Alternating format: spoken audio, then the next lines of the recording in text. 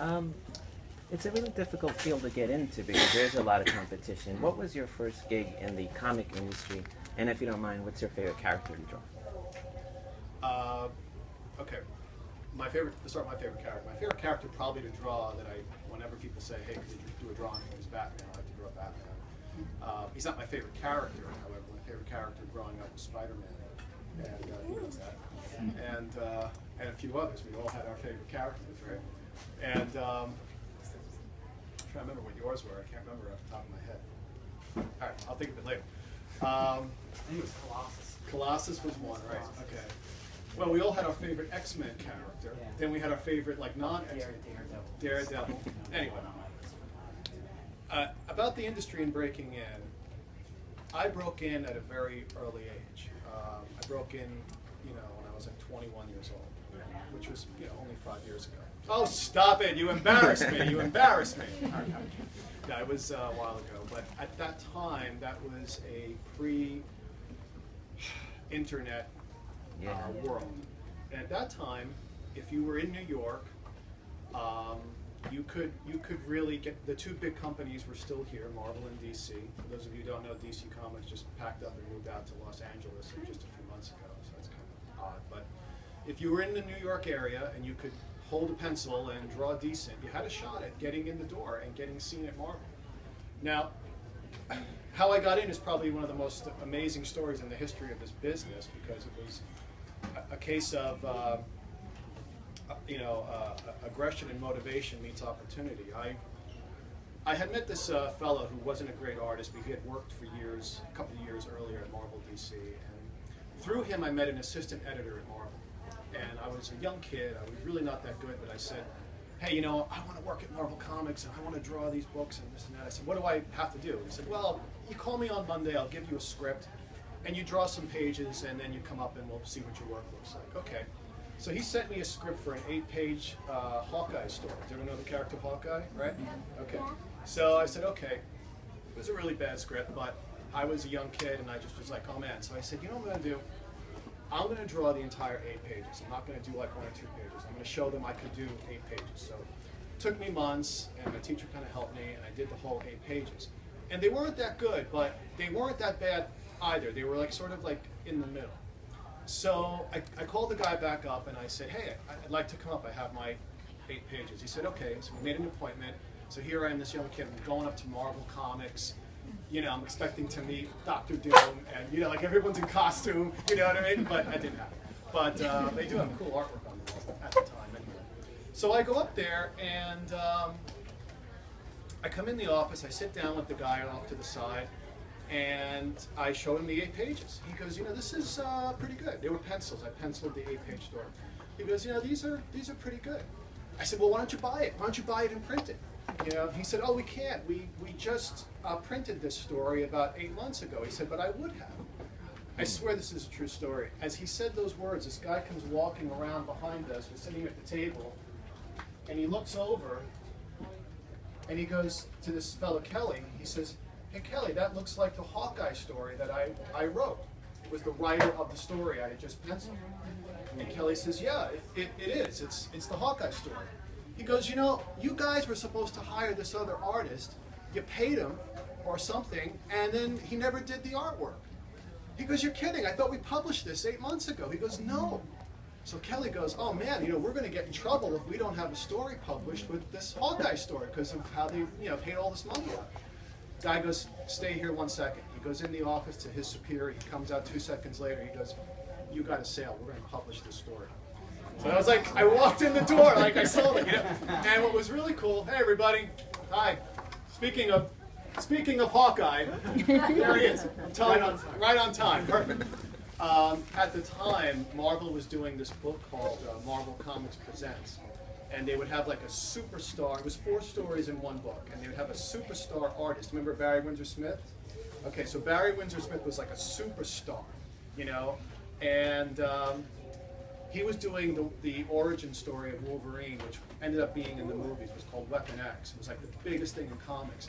But then my story was right behind him, so it was like I was right next to Barry Windsor Smith, this kid out of nowhere at 21 years old. So that doesn't happen anymore, the likelihood of it. So I have a unique kind of unbelievable story. And then it took me about a year to get more work because I wasn't really ready. It was just an opportunity, but it got me going right away. To get to how you break into the industry today, that's a longer discussion, but I know you. Do I know you? Me? Yes. I don't know. Have we met? Have I met you? Did you go to comic camp last year? Yeah, I did. Then maybe I saw you. You look awfully familiar to me. Okay, I just thought I saw you. Okay, I didn't mean to embarrass you. I went there. Okay. Breaking in today is a different proposition. There's the good news, there's the bad news, okay? The bad news is what do you want to hear first? Let's do the bad news first. The bad news is for Marvel or DC, doing what I did, showing up with your portfolio and your samples and getting a job, that's really an unrealistic path to go. It's not even really how those companies are looking for artists anymore. That's the bad news. So you got to understand, because of the internet age, they don't have to hire American artists anymore and pay American wages. They can hire an artist in Brazil, in Italy, and anywhere around the world who are just as good as anybody here, or better, who work for, the American dollar goes a lot longer in some of these countries, I'm sorry to say. So they can spend less money, get better work, and there's no actual artwork sent anymore. People don't send in the physical pages. They draw it, they scan it in, they send the JPEG, done. So you could literally be anywhere in the world. Hey everybody back there, new people coming. So you could literally be anywhere in the world setting this in. So the competition for those two companies is like really, really hard. It's really hard. The good news is that because what we talked about earlier, that comic books is not being thought of anymore as just like superhero comics. That like companies like Image, and there's even a new company just announced called Aftershock, run by a very good friend of mine, a guy named Mike Martz, who was at DC and Marvel for many years, and we did a lot of work together. But they're all what they call the creator-owned world. So now, if you have a concept, you could write and draw your own comic on your own dime, shop it around to some of these companies, or even the smaller companies like Oni Press or Avatars. A lot of these independent publishers get published. And that's actually where the big two companies are looking for talent now. So you are ready to start. But he's a great friend, and he taught me. But Klaus and John Romita Jr. are doing Superman now at DC Comics, right? Jeff Johns was writing. This was like the big thing, remember, for those of you who follow. Well, Jeff Johns moved on. He's a very busy guy. DC, to try to look hip and contemporary, got a writer on Superman who had he's not even I don't even think he's done a lot of mainstream comic work. I think he's done a bunch of like indie comics. And they said, hey, this guy's got a lot of social media presence, Twitter followers. They put him right on Superman, his first gig with John Romita Jr. and Klaus Janson. So I'm saying that's really, and the good news about it is you can own your own work. If you're savvy enough, you can promote it. You can be a little bit in control of your destiny. You may not make a lot of money to start doing that, but it is a valuable way. Now that being said, I'm on the reverse of it. I've worked for the big two. I'm actually working on my own creator-owned right now. That I'm going to be shopping out to like Image or Aftershock or anything. Because it just feels like for me, I feel like if I don't do it, I'm going to be a dinosaur. I don't want to be the guy who only, it's weird to say, it's only worked for Marvel or DC. What's happening now is that people are getting into the business. They're saying, hey, let me make my name at Marvel DC. I'll do Fantastic Four or whatever for a year. I'll get a name, and then I'll go make money in the independent world with my creator-owned, kind of stuff. So that's a long answer, but I hope that answers your question. Thank you. Anybody else? Any questions? Anyone? Anyone? Yes, sir. Have you ever had any ideas of making your own character, weird superhero, like just? Well, that's what I'm working on that now. That's what I just said. Yeah, that's okay. I'm doing it's called a creator-owned comic. Where in other words, it's my series. It's not a superhero series. It's more like a dark sci-fi series that I've had for a long time. I've had this concept for about 20 years. And it started at DC Comics. That I had about 20 years ago, or something, maybe 15 years ago. I was working for DC. I was under contract. I was doing Catwoman, but I really was interested in writing. So I wrote some Batman stories, and they really liked it and said, we'd like you to pitch an original series. So I developed this concept, and I pitched it, and I said, look, I think it's a great concept, but you're not going to buy it. And they said, why? They said, well, I said, well, because Batman can't show up in it. It's really like a standalone. It can't be part of the DC universe. They said, no, we want to read it. We go, oh, yeah, it doesn't matter. And then they read it and they said, man, this is great, but like Batman can't show up in this thing, you know? I said, right. So it's been kicking around for a long time. For one reason or another, I've never actually have done it, but now it's like I'm actually in the works doing it right now, so I'm pretty excited about that. Yeah. Anyone else? Anyone else? Yes, sir. Like, how many comic books do you own? Like, do you have like a whole archive? Well, I actually still have most of my collection from when we were kids. I got to have about 5,000 or 6,000, something like that. They're all boxed up in my closet. I've sold some over the years, but I just, there's so many that I have. Do you still have yours? I'm jealous. Mine all burned in the 2009 LA fires. Oh. My dad had my comic. I mean, tons of old vintage X-Men and just everything I collected as a kid. Wow. And the LA fires. Well, don't say anything, but I have my collection and I have Adrian's. So, yeah, go ahead. Anyone else? Anyone? Yes, sir. When you worked at Marvel, did you meet Stan Lee? I've met Stan Lee. I've met him a couple of times. I've had the, in the years I've been in, I've got to meet pretty much almost all my heroes, like all the, I'm trying to think of who I didn't meet, but I'm not saying I was best friends with them, but I got to meet them. I did a painting of them. In fact, it's if I showed it to you, you would be amazed at how similar it is to this. It's the same color scheme, almost the same pose. Yeah, so it's a little bit of like, it's in my subconscious, I guess. But about 15 years ago, everyone knows Alex Ross. You heard of Alex Ross, right? What do you have, the Universe X world or whatever it was? So I just lucked into a major job working with Alex Ross and John Romita Sr. And it was this penciler named Jackson Geis, who does did like Captain America and stuff. He was doing this 48-page story, an Alex Ross story, and John Romita Sr. was inking one half of it, and I got to ink the other half. And there's one actual page where John inked the top half and I inked the bottom half, and it was like, man, it's like my hero. Like I wouldn't even be doing this if it wasn't for John. So that was kind of a cool story. Anyway. Anyone else? Questions? Questions? Anyone? Bueller? Okay, well, what time we have? We have 40? I guess we should do maybe a little demo.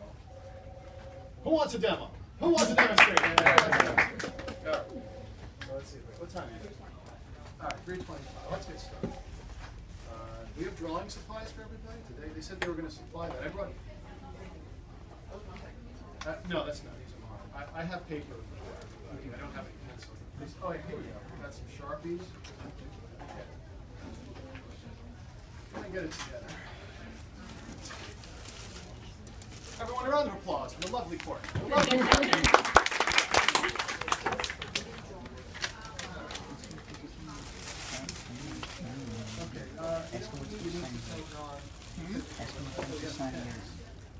Okay, so you have pens for people. All right. I have paper, these are the pens. So, all right. I need like something drawing. All right. So we're going to start with, like if anyone who takes my class, we start with, well, let me start with what I tell all my students first day, first class, whether you're a young student, an adult student, you're a professional, not a professional. There's a couple of things I say. Hello back there. You're going to get out of your work the exact amount of respect you put into it, right? Did I not say this to you the other night? Right. Okay. I have students who come in. I've had students who can draw. They can draw pretty well, actually, and they work only the hour they're in the class with me. I had a student recently, a very nice young woman, probably about in her mid-20s, who was drawing a graphic novel, and is very frustrated because she can't draw in perspective. She doesn't understand it. Most people don't understand it. I said, I can help you, but you got to do the work. Well, she took the course and did no practicing whatsoever, come in once a week, and it's like no growth has happened. And she ended up getting very, very frustrated. Hello back there. Hello. She ended up getting very, very frustrated, and she left. And I wasn't surprised that she left, because if you don't, people who don't practice and work at it, they kind of go along like this. But when you practice and put the respect that this work deserves, because don't kid yourself, this is not an easy medium to master. It's very, very difficult. It takes a long time. But it can be done. It's achievable. You can make bigger jumps, okay? If you have a proper teacher who can guide you, as I do in class. But That's the first thing. That and throw out your erasers if you want to make some money. So we're going to start with I start first day with like just a basic face drawing, okay? When you learn to draw anything, a face, figure, I'm going to draw this Barnes & Noble, anything. There's two things you have to always work with when you draw. One is to understand the basic shapes of what you're drawing in 3 dimensions. What does that mean? Well, we've all heard, like, I'm going to draw a face. Anyone know the actual good shape for the face? Don't say it, you know. Anyone? What might be a good shape to use? Oval. Very good, sir. Yes, not a circle. Circle is not a face. Okay? Now, we can use the circle for the upper face, but if we want to put the hinge of the jaw on, we have more of an oval shape. I kind of messed it up. Okay? So this is a shape, an oval shape. A shape can take any form. It can be triangular, it could be... Did you not talk about this? You don't remember? Okay. We'll work on it. A system, we'll get there. It was only his first class. I'm just putting you on the spot. We call a system of measurement for anything you draw. That doesn't mean you have to measure it out with a ruler. What I'm saying is, I have my oval shape for the face. I want to draw a midline down the middle of the face. It divides the face symmetrically on either side. Okay? That's my first system of measurement. From there, not quite halfway, but a little bit above the halfway point, I want to put a line in here to represent, if you're drawing it from the skeletal level, basically where your eyebrows are, or the occipital bone of the skull, right? I should have brought my skull. I have a whole, right, all the toys I bring to class, I have skulls, I have these like almost life-size skeletons, they're really cool. And people look at me funny when I walk down the street. Okay? About a little more than beyond this halfway point, equal distance between this line and what would be the halfway point of the face, the same measure, I put in my nose line, the bottom of my nose. Now, these are not hard and fast rules. Someone's nose may be longer or bigger, depending on your character or the features, but these are general measurements you can use, okay? Where this line, the top of this line meets the bottom of this line, generally is where your ears can go in.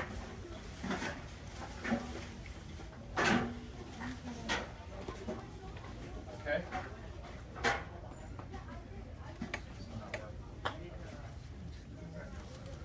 Now we can use a triangular shape here for the nose, very simple. Another triangle here for this middle part here of the face. Okay, we have our eyebrows.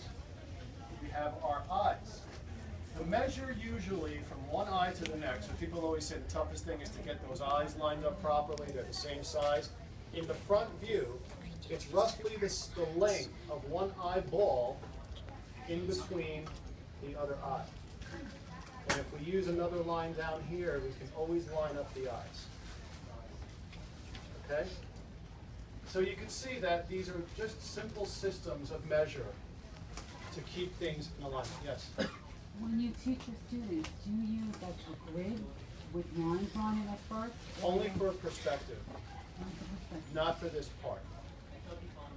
I know that's another system of measurement, and I believe in whatever works for you, but like have one, you know, like don't just be the artist who's like hoping this comes out okay.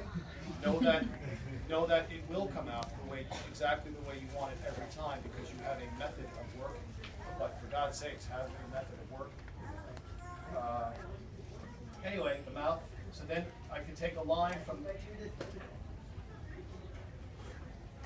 I think it's because I'm holding the pen up like that. Yeah, let me find you a Sharpie. Maybe I have one at the register. Yeah, I think I have one in my bag. I do? No, these are all pens. Ah! Never mind. Voila! The lovely Courtney, everybody. The lovely Courtney. Fantastic. She has superpowers. That's right. Okay, so, perfect. From the bottom of this triangle, I can make a line straight down. This represents the front plane of the lips. Okay? And then there you have the triangle here, an upside down triangle here. This gives us the side of the lip on either side. And then of course the chin. And this is not the best face ever drawn in the history of humankind, but it gives you a sense of kind of how you measure. Now, what's cool about this system in particular, because there are other systems, is when the head turns, I could still use the same system of measurement. So if I'm turning this on a total profile, okay, I can still use a box shape here to make sure I capture the head properly. So this is the headed profile. Okay. Here, from the jawline here, I could draw a line straight up. This is roughly where the ear would sit. Remember I said the top line of the ear meets up with, anyone? The top line of the ear, yes, the eye line, very good. Guess what, it does when the head turns. And the bottom part of the lobe meets up with the nose, very good. Okay, now on this plane, we can use this box shape. When the head is upright in this position, and not back this way, but upright,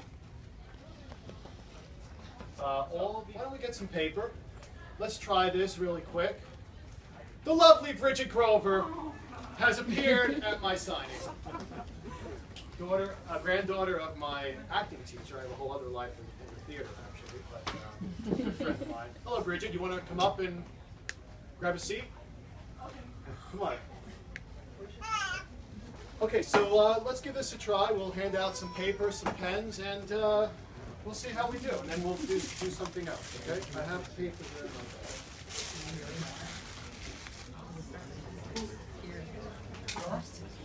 Okay, so who needs paper? Paper? Paper? Who needs paper? Yes? Okay, we have anything to put, like a book to put it on or something? Okay, yeah. How about you, sir? Are you going to draw? Give it a shot. Who else? You should have your supplies, yeah? Who wants to draw? You guys want to draw? You want to draw? I'm going to use a cylinder shape, more or less, for these back arms. Okay. I'm going to use an elongated triangle for his right leg. And sort of a stunted triangle shape for his foot. Same for here. Okay? I don't like that cape. I would put the cape like that. That was, if it was me. Oh wow. It's a little more dynamic than the cape's just sort of laying there. And then from there, I'll start laying in some basic shapes for the anatomy. Find a knee line. Okay? Start putting in my features just like we did a minute ago, same measurement. Okay? Easy, right? Piece of cake. All right, let's try. We don't have a lot of these, so John, do it. John, do we have any more of these Batmans? We only have a few here. Yeah, because we're drawing from this now. All right, well, Any particular ones you want to say? just this one. So why don't you guys share? You have one? Why don't you take one?